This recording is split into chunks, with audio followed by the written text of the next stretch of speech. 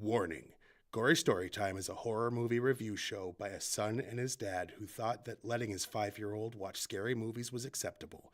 If you are offended by horror or talk about blood and gore by a child, or if you don't want horror movies from the 60s through today spoiled, then there is a remote stuck in your couch cushion next to potato chip crumbs. Use it.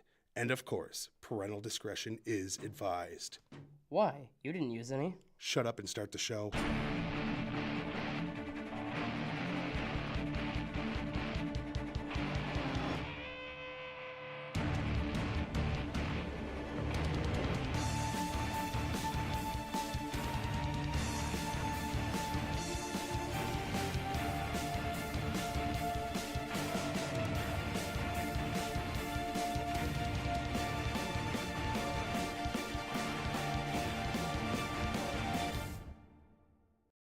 Welcome to Gory Storytime.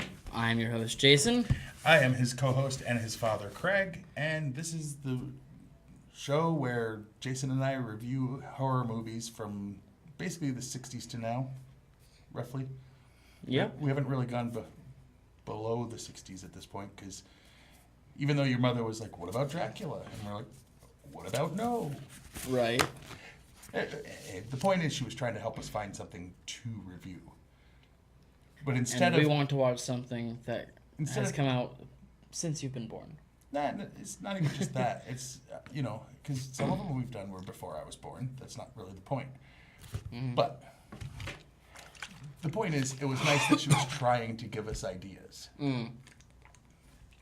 She was trying to help, But this week, we decided to do something new and different. Go back to the well of Stephen King movies. Because there are so many more of them we could still do. Yes, we've done many, and we're not done yet. Not at all. Because this week, we're doing Firestarter. Fire! So basic premise, little girl has telekinesis powers that sets things ablaze. Her dad and mom were part of a government experiment and to see if they could read minds and stuff, and her being born from those two parents gave her that power. That's basically it, and they're running from the government. And they're also doing a remake coming soon. 2019? 2019, yeah. I believe that's what they said. It's supposed to come out next year. But I will say this is one that stayed fairly close to the source material, the original book. It actually, how would you know? You've never read the book. Have you? Yes. Have they?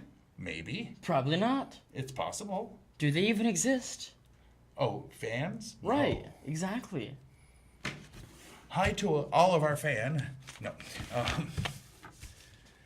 Anyway, so before we get started with the main body of the show, let's go ahead and play the trailer, and there goes Billy. Roll that trailer, Colin. While we pick up the doll. Charlie McGee is a healthy 8-year-old girl, normal in every way, Charlie, now watch what you're doing. but one. Did she do that? What are you gonna do with her? I'll bring her here, so you can do all your tests. And you give her to me. Charlie has the power. Do something bad? Will you still love me? She can set things on fire Something's happening in there. with just a glance.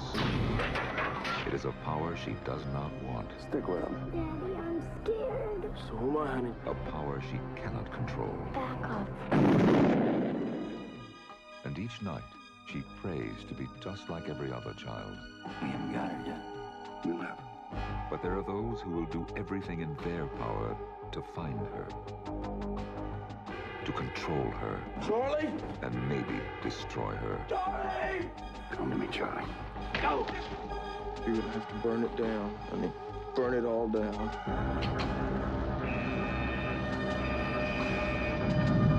Charlie McGee is Stephen King's Firestarter.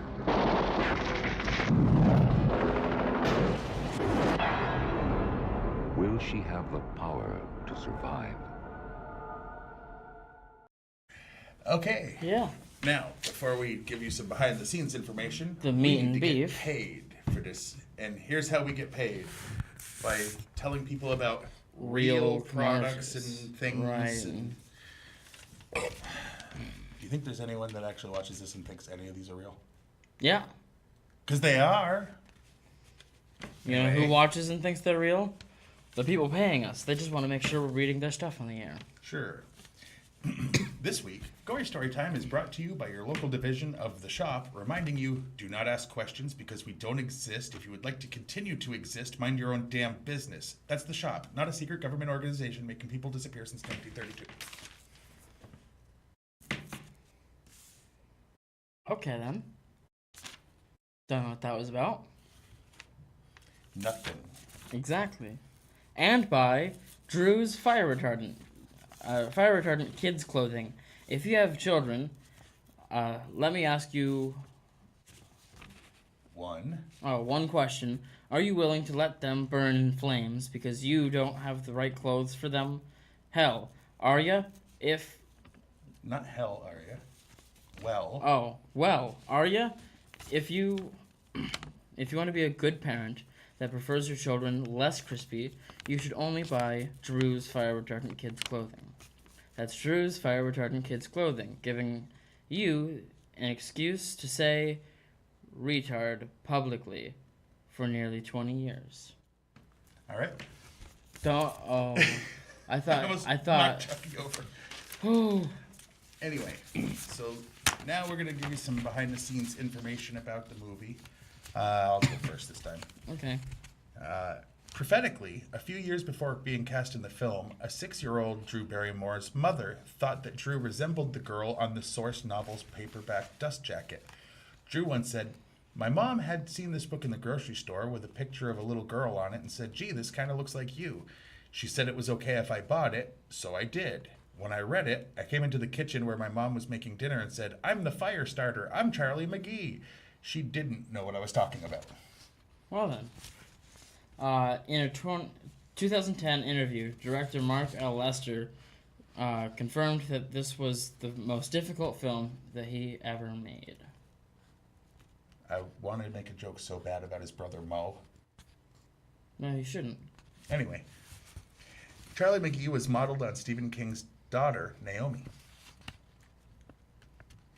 Like his description of her in the book. Okay. Firestarter was the first Stephen King novel published in a limited edition. King later regretted this decision because the copies... Preciousness and unavailability. There we go. One of 6 filmed adaptations of a Stephen King story produced in some capacity by Dino De Laurentiis. The other movies are Cat's Eye, which also had Drew Barrymore in it, Silver Bullet, Maximum Overdrive, The Dead Zone, and Sometimes They Come Back. Which they had sequels of, and it wasn't necessary. Okay. This film was originally going to be directed by John Carpenter. According to Carpenter, Universal executives removed him from the project in the wake of the box office and critical drubbing they received for The Thing. Carpenter had reportedly talked to Darwin Jostin about taking on the role of John Rainbird, which was ultimately played by George S. Scott. No. George C. Scott. There we go. What? First of 2 Stephen King film adaptations starring Drew Barrymore, the other being Cat's Eye. Oh, wait, I already mentioned that. I love when they double up. Go ahead. Some movie posters for the film featured a long text preamble that read, "Charlie McGee is a happy, healthy 8-year-old little girl, normal in every way but one. She has the power to set objects afire with just one glance. It's a power she does not want. It's a power she cannot control. And each night, Charlie prays to be just like every other child. But there are those who will do everything in their power to find her, control her, or destroy her. Charlie McGee is Stephen King's Firestarter. Will she have the power to survive?" Word for word. That's the poster that he found. See? Martin Sheen took over at a late stage from... no, that's the wrong one. Well, I'll say that anyway. From Burt Lancaster, who had to withdraw following heart surgery. Okay. The cast featured 3 people who had won Academy Awards for acting. George C. Scott Scott and Art Carney had won Best Actor Oscars for Patton, and Harry and Tonto. 3 words there. So not Harry and Tonto. Harry and Tonto. Respectively. And Louise Fletcher had won a Best Actress Oscar for One Flew Over the Cuckoo's Nest. Good movie. Jennifer Connelly and Taylor Neff were considered for the role of 9-year-old Charlie McGee. Charlene, I guess? Yeah. Drew Barrymore won the part and was around 8 years old when she played it. One of 2 Stephen King filmed adaptations released in 1984. The other was Children of the Corn. Also, Christine in 83, which was released in the U.S. at the end of the year, still debuted in many territories around the world in 84. In Golden Years from 91, also based on a Stephen King concept, the pursuer of Harlan and Gina Williams, Jude Andrews, and their protector, Terry Spann, both worked for the secret U.S. government agency known as The Shop that kidnapped Charlie in this movie. They don't exist. Right. Second of 2 Stephen King films adaptations starring Martin Sheen. Adaptations starring Martin Sheen. The first had been The Dead Zone. Sheen played a bad guy in both. Charlie is one of several characters in Stephen King novels, usually female, with mental powers. Others are Carrie, Frances Goldsmith and Abigail Fremantle in The Stand, Dick Halloran and Danny Torrance in The Shining, and its sequel, Dr. Sleep, which is going to be a movie coming soon. Dr. Sleep? Mm-hmm. Ooh. So you get to see what Danny Torrance has been up to, since you won't read the books. The name of the secret government organization was The Shop. No, it wasn't. Right, it doesn't exist. Its real umbrella name was the Department of Scientific Intelligence, which doesn't exist either. This film was released 4 years after the novel was published. The sequel, Firestarter 2, Rekindled, wasn't released for another 18 years after this movie. And never should have been. Stanley Mann, who wrote the screenplay, had a minor acting role in the film.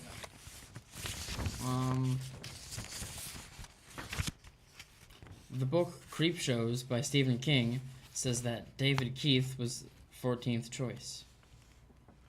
Drew Barrymore had to be filmed on a soundstage for certain scenes, including the barn fire, which was shot at night because the production could not have her work all night long, so they used a midget look-alike as a double for her.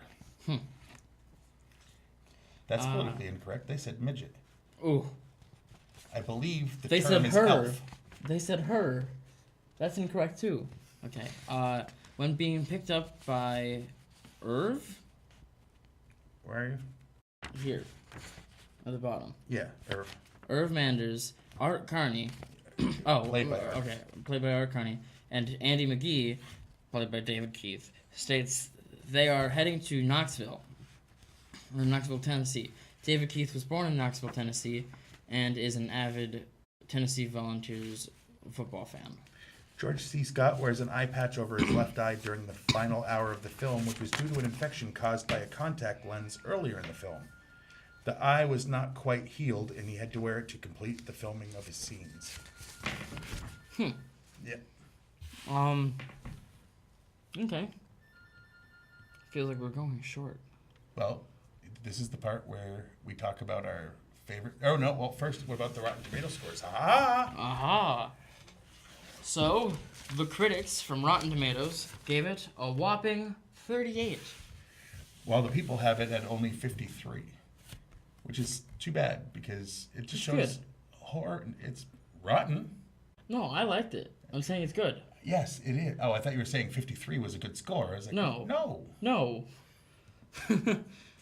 No, I liked it, and I think it was a good movie, and they shouldn't rate it so low. I mean, it's barely over half of the people that were like, yeah, good. Right. Anyway, what was your favorite scene? My favorite scene, the shop agents, right? Which don't exist. Right, not them, because they're not actually there. They showed up to the farmhouse that they were at, or not farmhouse. Or did they? Right. Okay. But and they were trying to say, "Oh, we just want to question you guys. We're just here for questioning. If you just come over and talk to us, we're just gonna question you." And she's like, "Okay, you're on fire now," and lit them all on fire. Just as simple as looking at them. Yes. So mine's a similar thing. My favorite thing in the entire movie was at the end when, they've proven to be untrustworthy, the shop that doesn't exist and the people that don't work for them, because it doesn't exist. Right. When they didn't kidnap them and take them away and experiment on them. Well, they didn't do that because they don't exist. Right. Right. When they weren't doing that because they don't exist, she didn't need to get revenge by basically just going nuts, letting loose with her telekinesis and just Killing tore it all of up. the nobody that doesn't exist. Right. Yeah, I mean, just fire bombs, like everything. It was Just in the middle of nowhere, because it wasn't somewhere, because that doesn't exist either. yes. If you're confused by that, then Good. you don't get our sense of humor. What was your least favorite part of the movie? I didn't really have a least favorite part. Like, sure, I could complain about special effects, but it was the 80s. And they were pretty good for the time. Right. I could say acting, but overall acting was done well in this, too. I mean, she's an adult and she still acts, so Right. there's a reason. Right. So I don't really have anything to complain about. Like, why there wasn't another one sooner? Sure, I can say that's a bad thing, but next year there's another one, so no complaint there. I don't really have a least favorite. And the sequel was awful, so they shouldn't have done a sequel because there wasn't a sequel novel to base it off. Right. Like, there was no need. But every 27 years they should make a remake. This isn't it. This is Firestarter. Just all of his stuff. Okay. If you say so. I It's all still think connected. they have to get through. No, it's not. What they need to do is get through, some of his older stuff, like The Talisman needs to be a movie. It does. But it would be more sci-fantasy, but it still should be. That's going to be their gateway into, we're going to make a giant connected universe that they're already trying to do. Not the first one. They didn't tie it in until the sequel, The Black House, which I don't want them to make a movie of because I am not a fan of the Gunslinger series. Right. The Dark Tower series. Even in this, there's some things that he's tried to connect with other stuff, and I don't. Not really. I don't like that idea. There, I can complain. He's putting too many other things from other stories, like The Shop, into this. Well, that was just his name for a government. Right, but That's fine. He's writing his own world. it's just nitpicky, like he had okay? Anyway, my least favorite thing has nothing to do with the specific movie. It has to do with the fact that when she got older, young Drew Barrymore there became someone that most of my friends were finding themselves attracted to. I noticed that her face still looked the same as it did in this, in E.T., and Cat's Eye.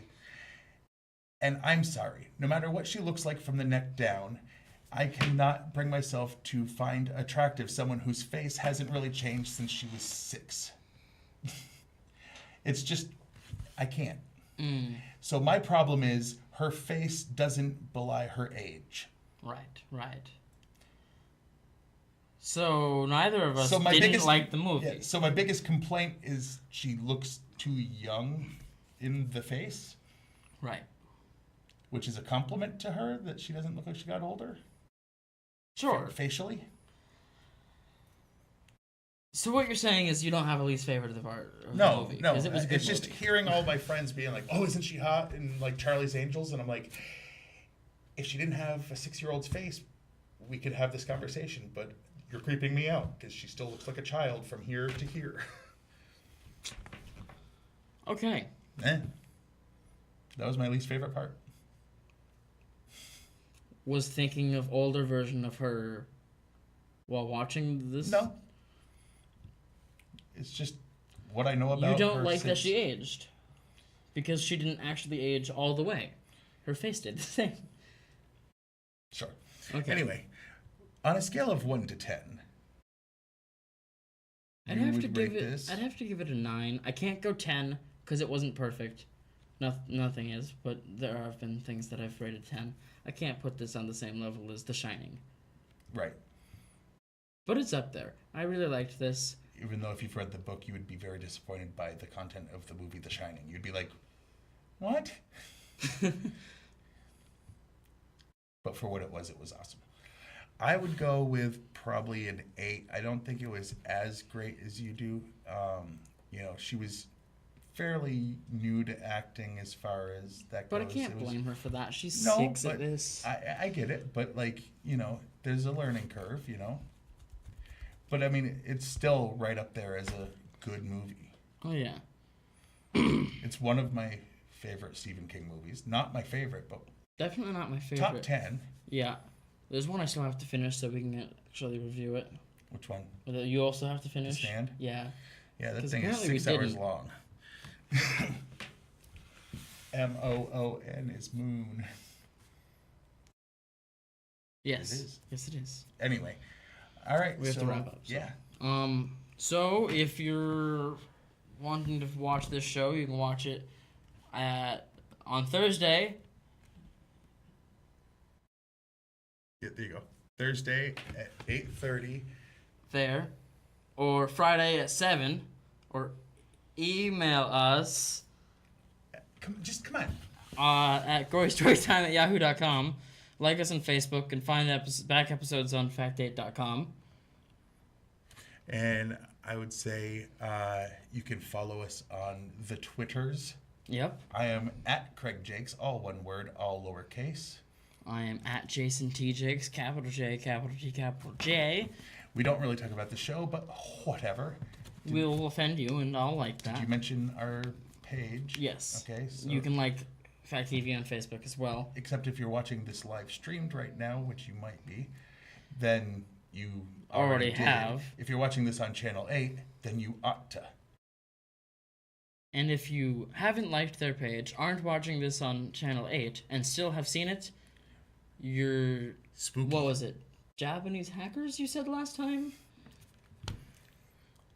So, there it is. Until next time, I'm your host, Jason. I'm his co-host and his father, Craig. And sweet dreams.